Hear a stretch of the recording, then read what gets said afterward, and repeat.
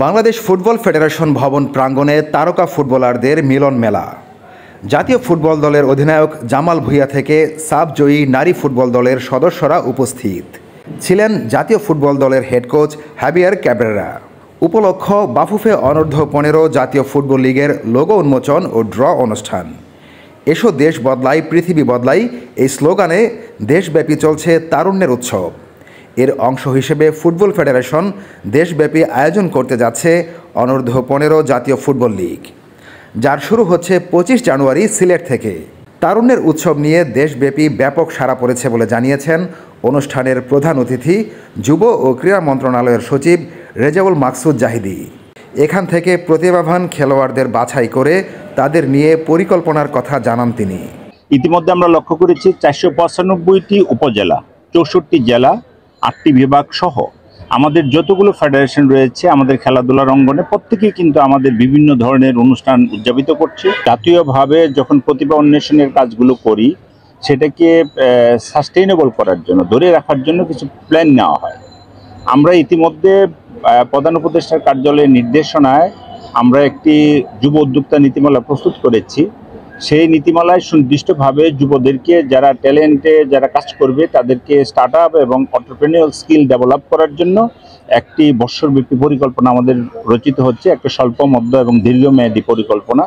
সেই পরিকল্পনার অধীন আমাদের খেলাধুলা, লেখাপড়া, বিভিন্ন সেক্টরে যাদের প্রতিভা রয়েছে তাদেরকে আকর্ষিত করে তাদেরকে প্রশিক্ষণ, বিভিন্ন ধরনের খেলাধুলায় অনুশীলন, সেগুলোর সুযোগ দেওয়ার জন্য আমরা স্বল্প, মধ্য এবং দীর্ঘমেয়াদী পরিকল্পনা নিয়েছি।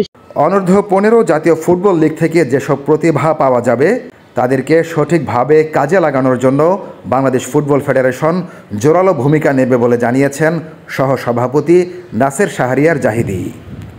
আমাদের পরিকল্পনা একটা যেটা রয়েছে সেটা হলো এই যে তারুণ্যের উৎসব বা এই ধরনের প্রোগ্রামের মাধ্যমে আমরা যে ট্যালেন্ট হান্ট বা প্রতিভা অন্বেষণ করছি, এদেরকে নিয়ে এসে আমরা এলিট একাডেমিতে একটা আমাদের আছে ফেডারেশনের, আমরা সেই সাথে এবারে অন্যান্য যেটা প্রাইভেট ফুটবল একাডেমিগুলো সারা দেশে আমাদের আছে, আর এক নীলফামারী থেকে শুরু করে কক্সবাজার পর্যন্ত আমরা তাদেরও সহযোগিতা গ্রহণ করব এবং আন্ডার 17 সাফ এবং এফসি আমরা খেলবো। সেটাকে আমরা ন্যাশনাল টিমটাকে আমরা যশোর শামসুল্লাহ ফুটবল একাডেমিতে আমরা সেখানে তাদেরকে ট্রেন আপ করবো, এটা অলরেডি সিদ্ধান্ত হয়েছে। এই ধরনের একাডেমি আমাদের যে দেশে আর যতগুলো আছে আমরা তাদেরও সহযোগিতা গ্রহণ করে এবার যাতে এই যে আমাদের যে স্কাউটের যে ট্যালেন্টগুলো এগুলো যেন আমরা ভবিষ্যতে তাদেরকে ঠিক মতন কাজে লাগাতে পারি, আমরা সেই ব্যাপারে সচেষ্ট থাকবো। এই লিগের মধ্য দিয়ে দেশব্যাপী ফুটবলের একটা জাগরণ হবে বলে মনে করেন বাফুফে অনূর্ধ্ব 15 জাতীয় ফুটবল লিগ কমিটির চেয়ারম্যান মঞ্জুরুল করিম। সারা জেলায় কিন্তু কমপক্ষে 200, 250, 300 প্লেয়ার ট্রায়ালে এসেছে। সেখান থেকে জেলাদেরকে খুব কষ্ট করতে হয়েছে যে প্লেয়ার বাছাই করতে, তাদেরকে 35 জন 40 জন বাছাই করা, তাদের বয়সের প্লেয়ার নেওয়া খুব তাদের জন্য কষ্ট হয়েছে বয়সভিত্তিক। সো আন্ডার 15-এর যে প্লেয়ার যেগুলি আমরা পেয়েছি সেখান থেকে তাদেরকে আমরা যদি ভালো নার্সিং করতে পারি ইনশাল্লাহ আমাদের ন্যাশনাল টিমের পাইপলাইনে তারাই থাকবে। সিলেট জেলা দিয়ে আমি খেলা শুরু করতেছি 25শে জানুয়ারি, সেখানে হবে এক একটা জেলা 3টা করে খেলা খেলবে ইনশাল্লাহ। ওখান থেকে ট্যালেন্ট হান্ট প্লেয়ার বের হবে, প্রত্যেকটা বিভাগ থেকে যে ট্যালেন্ট হান্ট প্লেয়ারগুলি বের হবে সেগুলি আমাদের ডেভেলপমেন্ট কমিটির মাধ্যমে আমরা আন্ডার 16, 17 সাব গেমসে এবং বাংলাদেশ ফুটবলের যে এলিট একাডেমি আছে সেখানে আমরা এই প্লেয়ারদেরকে আমরা স্থানান্তরিত করব। অনূর্ধ্ব 15 জাতীয় ফুটবল লিগের লোগো উন্মোচন ও ড্র অনুষ্ঠানে বিশেষ অতিথি ছিলেন স্পন্সর প্রতিষ্ঠান ইউনাইটেড কমার্শিয়াল ব্যাংকের চেয়ারম্যান শরীফ জহির।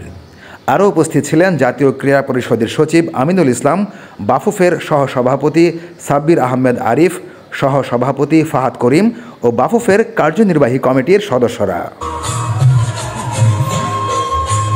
এস আলম শিপলু, খেলা প্রতিদিন, ঢাকা।